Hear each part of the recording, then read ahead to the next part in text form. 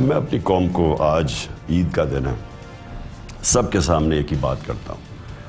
کہ اللہ قرآن میں کہتا ہے میں کبھی کسی قوم کی حالت نہیں بدلتا جب تک وہ قوم خود اپنی حالت بدلنے کی کوشش نہ کرے۔ تو اللہ نے تو بڑے واضح طور پہ ہمیں بتا دیا ہے امر بالمعروف کہ آپ اچھائی کے ساتھ کھڑے ہوں اور برائی کے خلاف کھڑے ہوں۔ اللہ نے آپ کو یہ فیصلہ کرنے کا آپشن ہی نہیں دی کہ آپ بیچ میں کھڑے ہو جائیں، یا آپ اچھائی کے ساتھ کھڑے ہوں، اور اب مہذب معاشرے ہمیشہ رائے حق پہ کھڑے ہوتے ہیں اور جو باطل ہے جو جس طرح کے یہ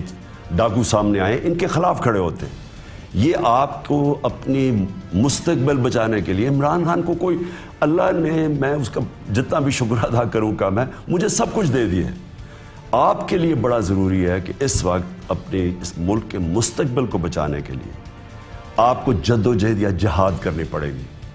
آپ کو یہ فیصلہ کرنا پڑے گا کہ کیا ہم اسی طرح